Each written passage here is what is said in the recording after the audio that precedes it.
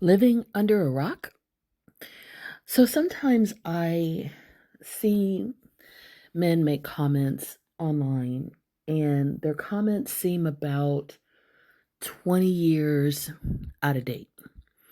They seem to be just really out of touch with the common world that we live in, with the modern world that we live in. And I don't know exactly why that is. I wonder sometimes.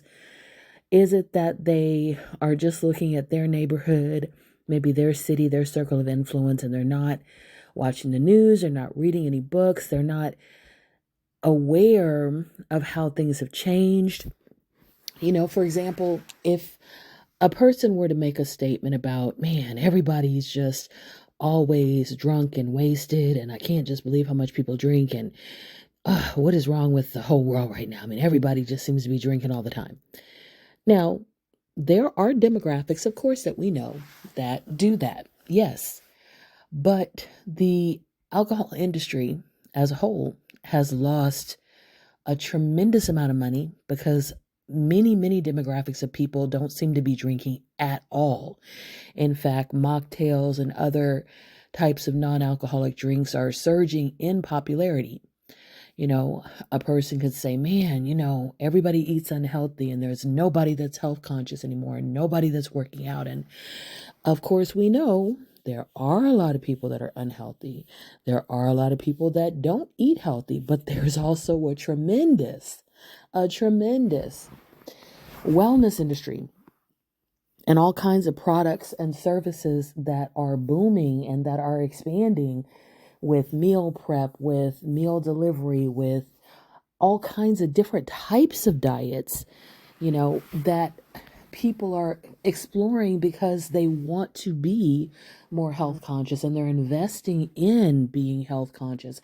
And so when you speak in kind of these absolutes, as if there is only one side, only the negative side, and you're not realizing that the other side is not only there, but is growing in popularity, it's just kind of jarring to me sometimes. It's like, are these people living under a rock? Do they not realize that many things have changed? And a lot of times you see this same kind of rhetoric about women and relationships and marriage and pregnancy.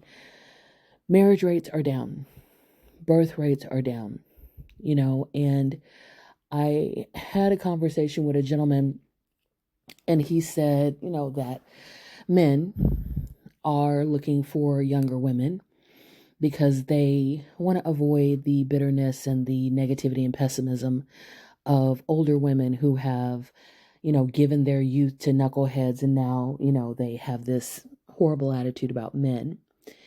And my response to him is, yeah, I agree that there are some men that do that, but also I think that some of those men are in for a rude awakening. Because as a woman who's 55, I can say that, first off, the facts show that only about 20% of women under 25 are married, and 60% of women over 35 are married.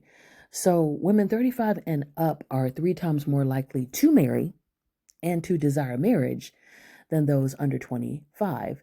And women under 25 are much more critical, more likely to cut a man off at the first mistake, and much more likely to see no value in marriage, relationships, or even men.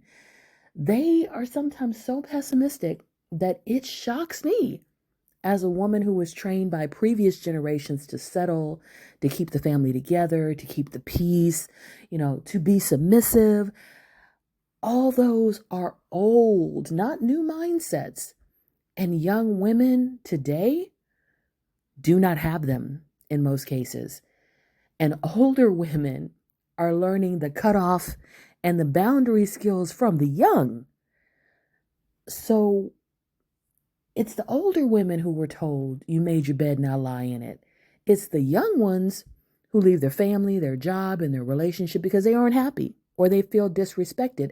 They feel like they deserve respect, which is a lot of older women felt like we had to earn it. We didn't feel like we deserved it just out the gate. We felt like if we showed ourselves to be good women, we would get it. If we jumped through hoops, we would get it. If we proved ourselves, we would get it.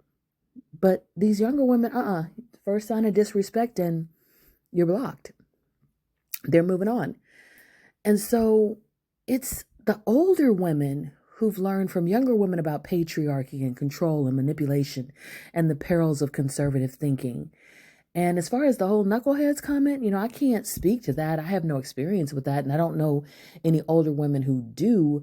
Most of the older women I know, including myself, divorced men who just stagnated.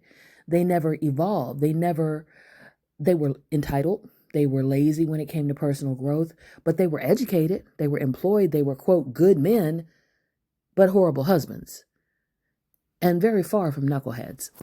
So when, again, we hear some of these things, I just want to say, make sure that you're actually talking about the real generation we live in and not some throwback mentality, not some image that you have of who women are based on decades in the past, based on when you were growing up, based on when you might have been in the dating scene and you haven't been in the dating scene recently, because things have massively changed, especially in the last 20 years or so.